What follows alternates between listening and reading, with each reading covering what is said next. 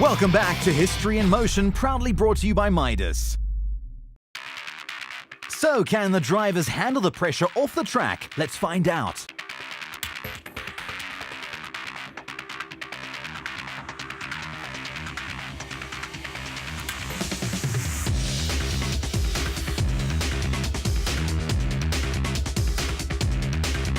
First race car was a Birkin just like this one, but ran a Ford Kent motor. Still got it, but turned it back into a fast road car.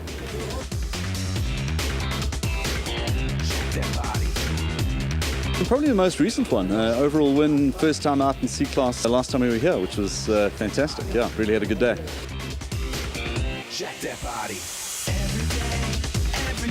I've been very fortunate. I haven't really had a big one. I had a near miss about 3 years ago here, coming through turn 4, and almost took out another GT car. Missed it by about a foot, but got away with it and carried on. So yeah.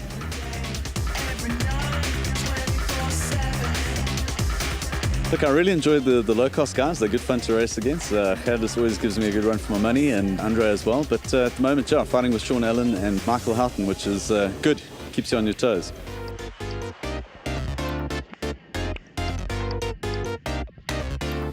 I absolutely have no idea. 1996, I believe, at Zwartkops.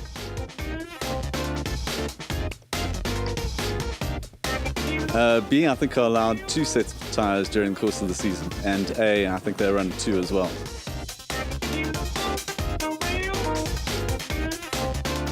I think it's Clippy's quicker, but I'm not sure. Grant or Bell, I think it's 103.1 or something close to that, yeah.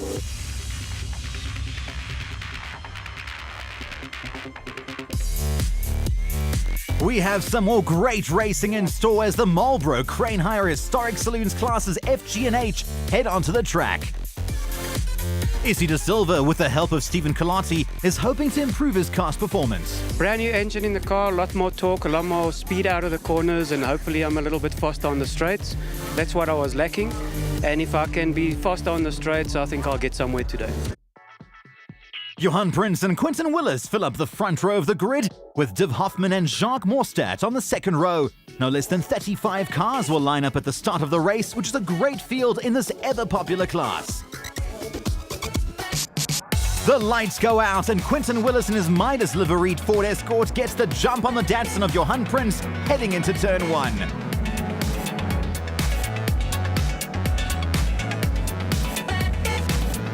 On board now with James Fenter as he watches the cars ahead jostle for position rounding turn 2.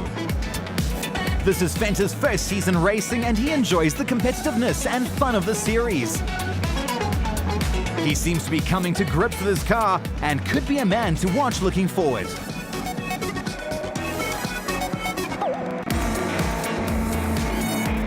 There are a few first-time drivers out in this fantastic field today. Ian Morgan in his Mercedes-Benz 280E is one of them. Despite his nerves, he started 28th on the grid with another newcomer, Dierwold Nel, in front of him. Free State-based Nel has brought a Datsun PS10 to the field and has an oval racing background. Varney Kloppers in his Mercedes-Benz 280 is also a newcomer to the series and has had a great time so far this season.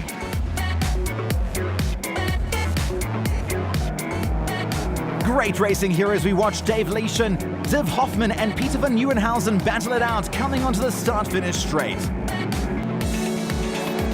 Oh no! Looks like problems here for Desmond Suku as smoke pours out of the back of his Toyota Corolla SR5 and he pulls off to retire.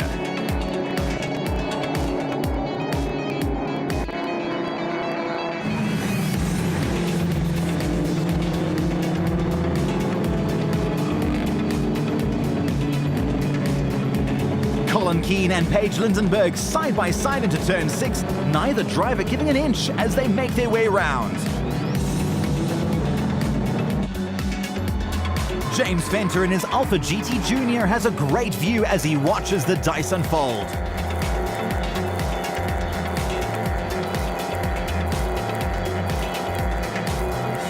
Fantastic racing!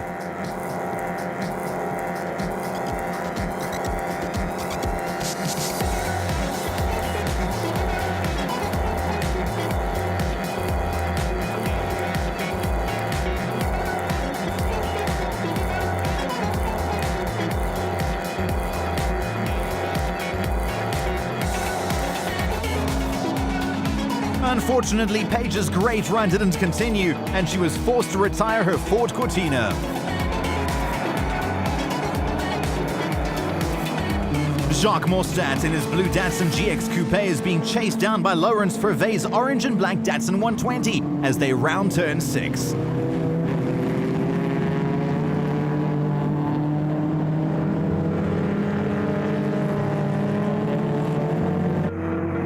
Quinton Willis in second leads the chasing pack through turn 8.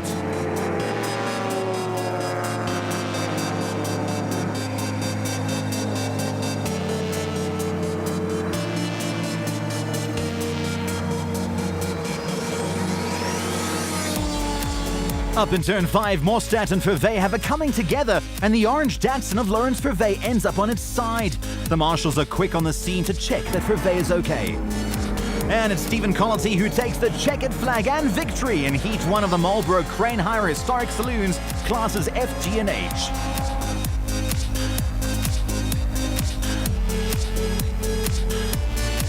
Quinton Willis crosses the line to take a distant second, 6.8 seconds behind. Izzy De Silva takes Class G honours with his new engine working well in the Datsun SS. In Class H, Ray Corneliuson in his Alfa Romeo takes victory. Paige Lindenberg tells us what happened. It was a great race. I had a lot of fun. We were on top of each other the first half of the race, and then my car started dying on me, so I unfortunately had to come in. So hopefully they can fix it up for the next heat. I saw a car flashing from left to right and then in the mirrors, and then I was away. So yeah, luck for me once in a while. Heat 2 gets underway in the Marlboro Crane Hire Historic Saloons, classes F, G and H. The field makes their way safely around the first few bends.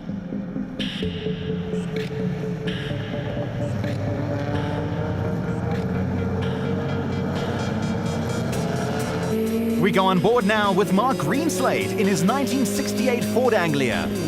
James Venter in his Alfa GT Junior pulls ahead on Mark's left and manages to slip past Colin Keane in his Mercedes as well.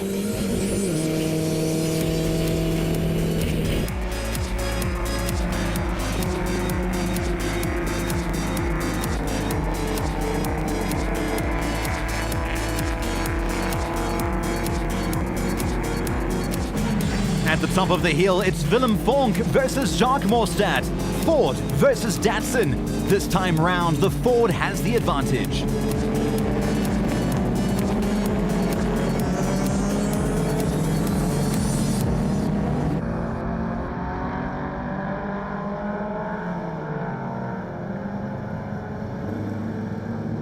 Coming into turn 2, Izzy De Silva in his Datsun SS, neck and neck with Jan Jacobs in his Alfa GT Junior. The Alfa runs wide but manages to hold a slight advantage ahead of the Datsun.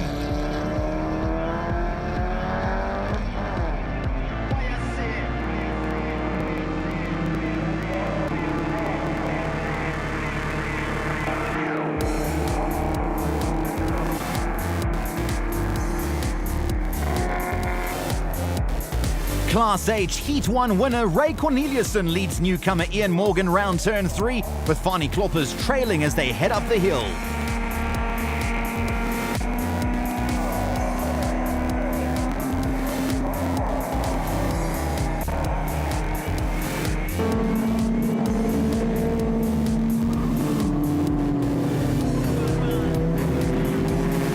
The Mercedes of Morgan runs wide into turn 6 and he loses a position to fellow Mercedes driver Kloppers.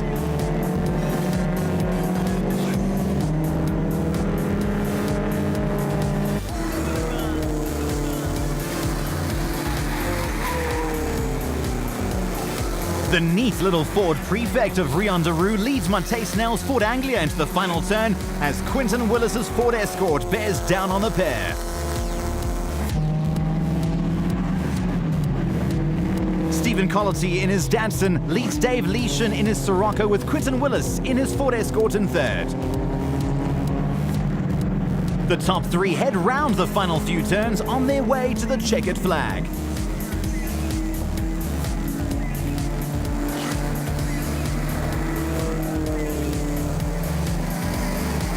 Colletti makes it 2 out of 2, narrowly edging out Dave Leishan, who was just 9/10 of a second behind him on the line.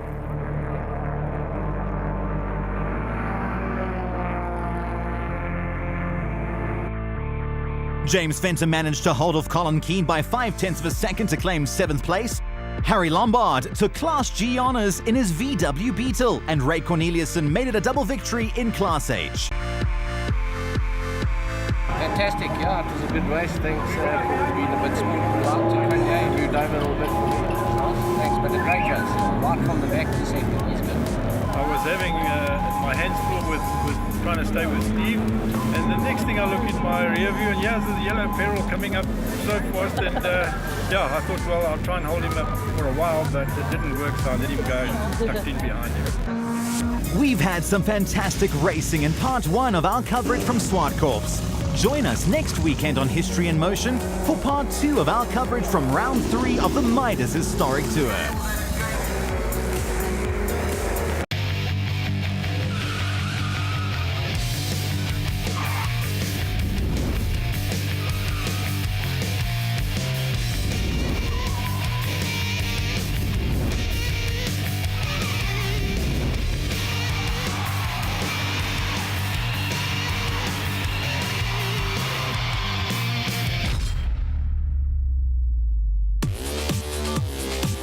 History in Motion is proudly brought to you by Midas Sport and its associated sponsors.